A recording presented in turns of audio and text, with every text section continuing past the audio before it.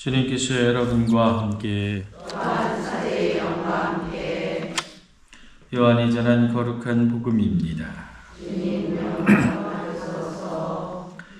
그때 예수님 그분의 때가 아직 오지 않았기 때문이다. 주님의 말씀입니다.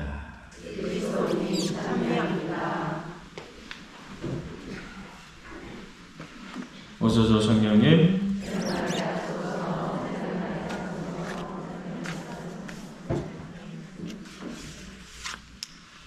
새로 나게 하소서 맨날 하는데 어떻게 새로 나오고 계십니까? 예? 혓바늘이 하나 생겼는데 엄청 말하는데 불편해요. 여러분들 그런 경험 있으시죠? 아주 작아요. 몇 밀리나 될까요? 그런데 삶의 퀄리티가 많이 떨어져요. 그렇죠? 그거 나오려면 뭐가 필요합니까? 알보칠이 필요하죠. 지옥을 겪는 고통을 겪게 되는. 오늘 복음도 비슷하지 않을까? 예수님이라는 한 존재가 나타나서 예수님이 세상 안에서 하나님의 진정한 말씀을 선포하기 시작했었을 때 그 사람은 어땠었을까요? 그 능력이 막 나오시자마자 어마어마하게 대단했었을까? 아니었을 겁니다. 잔잔한 화장을 일으키기 시작하고 있는 아주 조그만한 점 같은 존재로서 당대의 권력자들에게는 보이기 시작했었을 겁니다. 그때 이제 말 그대로 저게 어떻게 변할 것인가를 판단을 하고 있는 거죠. 오늘 복음서 맨 마지막 후반부에 아직 주님의 때가 오지 않았다. 신앙적으로 생각했었을 때는 세상의 모든 것들은 인간의 계획이나 인간의 어떤 욕망에 의해서 이루어질 수 있는 것이 아니라 하나님이 뜻하신 순간에 뜻하신 계획으로 말미암아 이루어질 것이다 라는 신앙 고백일 수도 있지만, 반대로 이렇게 신앙적이지 않은 그냥 사회적 차원 안에서 봤을 때는 아직 예수님을 잡을 만큼 그렇게 큰 위협이 되지는 않았던 것으로 보일 수도 있겠다라는 생각을 하게 됩니다. 그런데 결국에는 어떻게 됩니까? 바리사이파들, 말 그대로 당대의 지도자들에 의해서 예수님은 십자가형에 처해지게 됩니다. 왜 그렇게 되었을까? 세상 안에서 말 그대로 이제는 그들이 느끼는 어마어마한 위협으로 예수님이 다가왔기 때문에 그랬을 것이다. 그만큼 예수님의 말씀이 강력해졌고 예수님의 말씀을 따르는 사람들이 엄청나게 늘어났다. 그래서 어떻게? 그들은 자신의 것을 지키기 위해서 예수님을 죽일 수밖에 없었다. 사람들이 오늘 복음에서 이야기하죠. 메시아라면 우리가 어디서 왔는지 알지 못할 터인데 그가 어디서 왔는지 알고 있지 않습니까? 어디서 왔다라는 걸 안다라는 거예요. 누구의 자손이고 누구의 자식이고 어디에 살았었고 어떻게 청년 시기를 지내왔는지를 알았다라는 거예요. 그런데 메시아라는 것을 판단했었을 때 그런 것들로 판단할 수 있었을까? 아니지요. 그렇죠? 메시아라는 것 자체가 하느님으로부터 기인한 거기 때문에 하느님을 자신들이 안다라고 생각하는 것 자체가 말이 안 되는 얘기거든요. 그런데 그들은 그렇게 생각하고 있었던 겁니다. 결국 무엇이다? 잘못 알고 있었던 것이다. 더 정확히 이야기하면 잘못 알고 있었지만 그것이 맞는 것이라고 생각했기 때문에 그렇다. 그렇다면 오늘 이 복음을 살펴보면서 우리 안에서 생각해 봐야 되겠죠?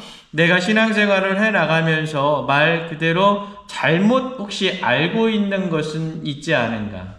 혹시 내가 신앙생활에서 올바른 기준이라고 생각했던 것들이 혹시 교회의 가르침이나 2000년 역사의 교회의 전통 안에서 혹은 말 그대로 하느님의 진정한 본질적인 가르침 안에서 동떨어져 있었던 부분이 혹시 있지는 않았는가? 아니면 이도저도 아니게 하느님의 본질적인 가르침, 본질적으로 인간사회 안에서 행해야 됐었던 그 모든 것들에 대한 알맹이는 빠져버린 채 껍데기의 신앙 안에서 머물러 있었던 것은 아닌가. 오늘 복음은 그런 부분들에 대해서 우리에게 이야기하고 있는 겁니다. 그래서 우리는 신앙생활을 늘 살아가면서 여러 가지 선택을 하게 되고 그 선택에 따라서 결국 내 신앙의 어떤 단계들, 하느님과의 관계성이 늘 맺어지게 되는 거죠. 하느님과의 관계성을 맺는다라는 거, 예수 그리스도의 관계성을 맺는다라는 거 쉽지 않습니다. 늘상적으로 어려움 속에 있어야 돼요. 오늘 복음을 통해서 보면 예수님을 잡으려고 하는 사람들 안에서 어떻게 잡으면 안 됩니다라고 이야기할 수 있어야 되잖아요. 그렇죠? 이야기하고 계십니까? 아니면 안 되죠. 아니면 안 돼요. 바뀌어야 돼요. 네. 그래서 신앙인이라는 것이, 신앙인으로서 산다는 것이 말 그대로 나 미사 나오고 묵주기도 열심히 하면 신앙의 90%를 된 것처럼 생각하고 있는 가톨릭 신자의 95%는 껍데기예요. 그걸로 시작은 될 수 있을지 모르겠지만 그냥 시작만 되어 있는 상태에 머무르고 있는 거예요. 하나님은 저 위에 더 높은 것을 원하시게 기다리고 계신데 어떤 노력도 하지 않는 거예요. 노력하셔야 됩니다. 어려우세요? 네. 어려워도 하셔야 돼요. 그게 신앙이에요. 그럴 수밖에 없습니다. 어렵다고 포기하면 결국에 신앙인이 될 수 없는 겁니다. 아이 낳으면 아이 기르는 거 쉬운가요? 어렵죠? 그렇죠? 그런데 아이 안 낳아요? 아니잖아요. 요즘 애들은 그렇지만 여러분들은 아니잖아요. 그렇죠? 큰 기쁨과 큰 희망과 말 그대로 어느 순간에 그 장성하게 커서 자신의 할 몫을 다하고 있는 내 아들을 보면 든든하잖아. 그 마음 안에서 막 이런 게 있잖아요. 그렇죠? 애를 안 낳으면 나도 알아. 그 있잖아요. 있는데 그걸 느끼려면 어떻게 그 전에 아이고 낳는 것도 문제지만 기르는 게 얼마나 어마어마하고 힘들어요. 그렇죠? 반드시 겪어야 되는 거예요. 여러분들 신앙도 나중에 하느님 안에서 영원한 구원 안식을 얻으시려면 그 어려움이 반드시 필요해요. 네. 어려움이 없이 간 신앙은 제가 이런 이야기하면 신앙을 뭐 그럴 수도 있겠지만 그건 신앙 아닙니다. 네. 단언컨대. 그래서 여러분들 그 모든 것들을 이겨낼 수 있도록 항상 노력하셔야 된다라는 거. 오늘 여러분들 이제 그 사회교리 마지막 이제 제1부 2장 3항이 이제 1부 2장의 마지막 부분입니다. 87항에서 104항까지 87항에서 104항까지 주로 이야기하고 있는 것은 무엇이냐면 당대에 있어서 이 사회교리가 나오게 된 근원적인 회칙들이 있어요. 이 근원적인 회칙들이 어떻게 마련되고 있는가를 이야기를 합니다. 87항에서 88항까지 교회는 사회에서 살아가는 사람들에게 지속적 관심을 보이며 교리의 풍부한 유산을 축적해왔다. 특히 19세기의 경제적 사건들은 커다란 사회적, 정치적, 문화적 충격을 가져왔다. 이 사건으로 발생한 새로운 사태들이 교회의 가르침에 도전이 되었고 교회가 대중에게 특별한 사목적 관심을 가지는 동기가 되었다. 여러분들 이 얘기가 뭐냐면 19세기에 일어난 것 중에 가장 큰 게 뭡니까? 산업혁명이죠. 그렇죠? 산업혁명으로 말미암아 자본이 집약적으로 들어가게 되고 그 자본으로 말미암아서 대량 생산이 가능하게 되고 거기에 인간이 어떻게 노동의 주체가 되는 것이 아니라 소비재가 되어버리는 경우들이 생겼다는 거예요. 여러분들 기계는 24시간 끊임없이 돌아가서 물건을 생산해내야만 자본가들이 이익을 얻을 거 아닙니까? 그렇죠? 그러다 보니까 그때 당시 뭐 지금처럼 엄청나게 기계가 발달된 게 아니었으니까 그것들을 정비하고 그것들을 움직이기 위해서 사람들이 필요해요. 그래서 말 그대로 몇 시간 노동을 했다? 18시간, 20시간 노동을 했다는 거. 우리나라 산업화 됐었을 때 전태일 열사가 돌아가셨었을 때 그때 이 여자 방직공들이 몇 시간씩 일을 했으면 그거랑 비슷한 부분들이 있던 거예요. 그러면서 말 그대로 어떻게 10살, 9살짜리 소년들이 일을 할 수밖에 없는 상황들. 그렇게 일을 해야만 어떻게 말 그대로 낮은 임금을 받아서 생계를 겨우 꾸려갈 수 있는 가장 기본적인 인간의 존엄성조차 지키지 못하고 있는 부분들이 등장을 했다라는 거죠. 점점 이렇게 되면서 자본을, 이게 맞는 표현인지는 모르겠지만 그냥 우리 표현으로 하면 돈을 버는 부분들이 생기기 시작하면서 부의 편중과 인간 존엄성의 말살 이런 부분들이 생기면서 사람들은 어떻게 세상의 것에도 관심을 갖기 시작하고 그러면서 어떻게 교회에 대한 관심은 차츰차츰 더 떨어지게 되는 부분들이 생기게 되는 겁니다. 교회가 반성을 하기 시작하는 겁니다. 교회가 세상 안에 가장 큰 관심을 가졌던 때가 어느 때입니까? 예수님 시절이죠. 그렇죠? 예수님 시절에요. 예수님께서 교회를 탄생시키시면서 세상 안의 모든 부분들에 대해 하느님 관념을 새롭게 정립시켜 주셨기 때문에 신학적으로 맞는 표현은 아니지만 예수님이 가장 세상에 많은 관심을 가지셨던 분이에요. 그 결과가 뭡니까? 12제자가 생겨나고 새로운 교회 공동체가 생겨나고 그 안에서 새로운 빛이 비춰지게 되는 거죠.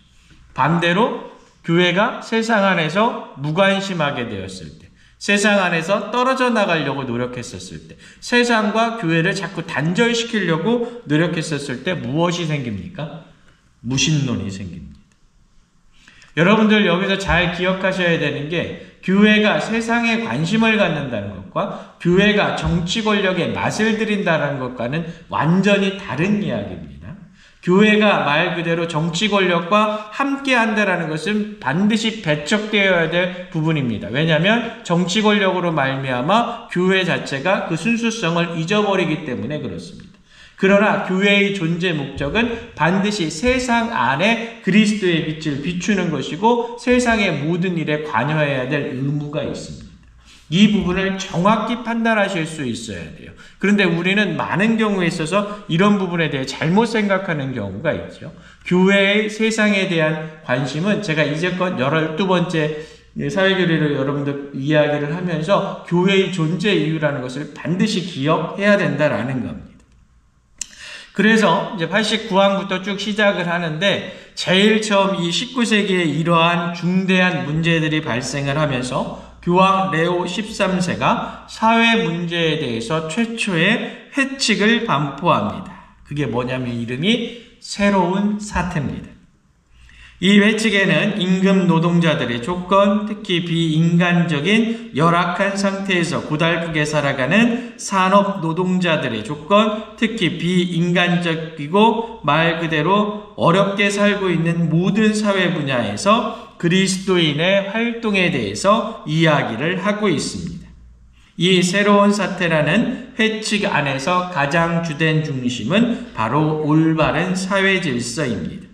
올바른 사회 질서에 비추어 기존의 사회 정치 체제를 평가하고 적절한 변화를 위한 행동 노선을 제시하는 데 도움을 줄 판단 기준의 의무가 바로 교회에 있다라고 이야기합니다. 이후 40년이 지나면서 1929년에 교황 비오 11세는 새로운 사태 반포 40주년을 기념하여 40주년이라는 문헌을 발표합니다. 이때가 어느 때냐면 여러분들 1930년대, 20년대 후반, 30년대 초반 가장 극렬하게 드러났던 게 뭡니까? 전체주의적 사고예요.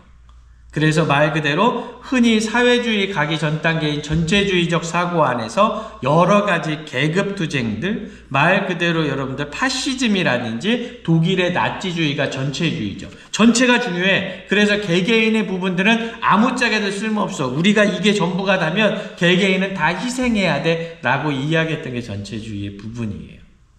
결국 이것으로 말미암아 어마어마한 사회적 모순이 생기게 되죠. 그래서 비오 11세는 다음과 같이 이야기합니다. 교회는 계급 간의 갈등을 극복하고 정의와 사랑에 입각한 새로운 사회 질서를 이루는 지향을 지녀야 합니다. 당대에 어떤 가장 큰 문제들이 있었을까? 바티칸이 있었던 이탈리아에서는 파시즘이 엄청나게 유행을 했었고 특히 우리가 잘 알고 있는 나치 독일이 엄청나게 크게 성장하던 때입니다. 청년들에게 강압적이고 억압적인 법안들이 엄청나게 쏟아져 나왔고 전 유럽에 펼쳐지고 있는 전체주의들의 목소리, 그 결과가 어떻게 됐습니까? 여러분들 사람을 600만 명씩 가스실에서 죽이는 일이 발생을 했잖아요. 그리고 말 그대로 유럽 전체를 통해 가지고 그 유다인들을 배척하는 어마어마한 인간 대 인간에 일어날 수 없는 일들이 발생을 했죠. 반유대주의들이 엄청나게 성행을 했었던 부분들이 있습니다. 그래서 오죽했으면 교황님이 말 그대로 우리는 모두 영적으로는 유대인입니다 라는 이야기까지 하셨어요. 가장 기본적인 거, 인간이 인간을 존중해야 되는데 인간이 인간을 존중하지 않고 소모적인 도구라든지 혹은 내가 정복해야 될 대상으로만 생각하고 있었던 부분들에 대해서 심각한 경고를 울리고 있는 겁니다. 결국 이 안에서 계급투쟁들이 발생을 하기 시작하죠. 오늘날에 있어서 계급투쟁은 무엇이 있을까 생각해보면 여러분들 가장 많이 드러나는 게 직장 내 갑질 문제입니다. 최근에 나온 SBS 뉴스 보셨어요? SBS 뉴스에 회사 대표가 그 아래에 있는 직원한테 야, 이 머저리 같은 새끼야부터 시작해가지고 막 별의별 얘기 막 욕을 다 하더라고요. 그러니까 그 아래에 있는 직원이 그걸 녹음을 했어. 그리고 퇴사를 하고서 어디에 갔냐면 고용노동부에 이제 신고를 했어요. 그럼 어떻게 해야 돼요? 조사해야죠. 그렇죠? 조사하고 말 그대로 사과하고 재발 방지하고 그런 부분들에 대해서 정확하게 처리가 이루어져야죠. 그렇죠? 근데 그 고용노동부의 답변이 뭐였냐면 사용자에게 그것을 전달하겠다. 사용자가 대표인데 그 대표가 나한테 갑질을 했는데 자기한테 자기 죄를 물으라고 그 사람한테 전달을 합니까? 이게 뉴스에 나왔어요. 이게 여러분들 제대로 된 제도일까요? 제대로 된 제도가 아닐 수 있어요. 내가 그 위치에 있을 수 있고 내 아들이 그 위치에 있을 수 있고 내 손자가 그런 일을 당할 수 있어요. 그 모든 걸 따라서 그리스도인이라면 이 비합리적인 정책, 비합리적인 제도에 대해서 이야기할 수 있어야 돼요. 내 일이 아니니까. 나는 괜찮아. 나는 잘 먹고 잘 사니까. 이렇게 되는 순간 그리스도인으로서의 의무에서 자신을 스스로 놓아버리는 부분들이 생기는 겁니다. 좀 더 나아가 볼까요? 리오 11세가 무신론적 공산주의에 엄청나게 대항합니다. 하느님이신 구세주를 선포하며 공산주의에 대해서 비뚤어진 이념이다 라고 설명합니다. 그런데 여러분들 어떻게 이야기합니까? 사회교리 한다고 그러면 막 앞에서 난리를 치고 성당 앞에서 북두드리면서 유추기경님 북한으로 가라 이러고 있어요. 가장 무신론적이고 가장 비교회적인 제도와 선택에 대해서 이야기를 한 것이 잘못됐다라고 이야기한 것이 사회교리인데 본인들의 잘못된 생각과 이념으로 규정지어서 사회교리를 그렇게 이야기하고 있다. 잘못되어진 부분이 아니겠니? 얼마만큼 우리가 교회 안에 있는 사회교리에 대해서 잘못 알고 있는 것입니까? 잘못된 사회현상과 이념에 대항해서 교회는 늘 항상 같은 기준을 제시합니다. 그것이 무엇입니까? 공동선과 정의입니다. 교황들의 노력들, 교회의 노력에 대해서 그런데 우리는 어떻게 평가합니까? 자신들의 잣대를 들이댑니다. 자신들에게 유리하지 않으면 사회주의다, 민주주의에 역행한다, 누명을 씌웁니다. 오히려 사람들을 마음대로 죽이고 고문하고 감금하던 그 정권에 대해서 인간의 존엄성을 지켜야 된다라고 외친 것이 교회인데 오히려 반대로 이야기를 하고 있는 겁니다. 그렇다면 그런 모습은 어떤 사람과 똑같습니까? 2000년 전 예수 그리스도를 못 박으라고 외쳤던 바리사이파와 다를 것이 없다라는 것. 한 번쯤 우리 삶 안에서 깊게 생각해 봐야 됩니다. 92항에서 104항까지 전체적으로 이제 반포되는 회칙들을 소개합니다. 무신론 공산주의와 그리스도교 사회교리에 관한 회칙으로서 하느님이신 구세주, 사회 문제가 대두되고 특히 제3세계 안에서 권력에 의해서 인간들이 짓밟히고 있었을 때 그 문제에 대해서 다룬 요한 23세의 회칙인 어머니요 스승, 그리고 핵 확산의 위험에 대해서 경고하고 있는 지상의 평화, 그리고 무엇보다도 제2차 바티칸 공의회의 사무권장 기쁨과 희망이라는 대단한 문헌이 우리 안에서 등장하게 되는 겁니다. 제가 언젠가 사회교리가 끝나고 난 다음에 이 제2차 바티칸 공의회의 사무권장에 대해서는 다시 한번 꼭 설명을 드리도록 하겠습니다. 이후 바오로 6세의 회칙, 민족들의 발전에서는 개인들의 문화와 타인의 존엄성을 존중해야 됨을 강조하고 교황청의 정의평화위원회가 설립됩니다. 1970년 새로운 사태 80주년을 맞이하여 80주년이라는 회칙과 90주년을 맞이하여 요한 바오로 2세의 노동하는 인간, 사회적 관심, 그리고 새로운 사태 선포 100주년을 기념하는 100주년이라는 회칙도 선포됩니다. 이 모든 회칙의 근간 안엔 무엇이 있냐? 인간 상호 간에 서로 협력하고 연대해야 된다. 그래서 어떻게 우리 안에 민주주의와 자유경제를 높게 만들 수 있어야 된다. 그것을 통해서 무엇을 추구한다? 인간의 존엄성을 추구한다. 그 인간의 존엄성 안에 있는 하느님의 창조적 모상을 우리 그리스도인들은 지켜야 한다. 이것을 이야기하는 것. 너무 어렵게 설명했나요? 하나를 생각하시면 됩니다. 교회가 이야기하고 있는 것은 여러분들 하나하나의 삶 안에 하느님의 모든 창조물, 하느님의 모든 사랑과 하느님의 모든 것이 들어있다. 그래서 여러분들은 참으로 존중받아야 되고 소중한 존재여야 된다. 내가 그렇듯이 다른 사람도 그렇다. 그러면 어떻게 그런 모든 이들이 함께해서 어떻게 하느님 나라를 세상 안에 선포할 수 있어야 돼. 세상 안의 모든 부조리와 부정의에 대해서 협력하고 연대해서 저항할 때 비로소 하느님 나라가 이루어질 수 있다. 한 번쯤 깊게 생각해 보셨으면 좋겠습니다. 제가 첫 서두에 이야기했듯이 작은 어려움들, 그 어려움들 이겨나가지 못하면 우리의 삶 안에서 진정한 목적을 이루기는 대단히 어렵습니다. 여러분들은 그리스도인입니다.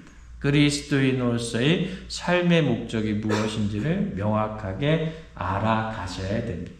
그것에서 나아가지 못한다면 나는 제대로 된 그리스도인이 될 수 없다.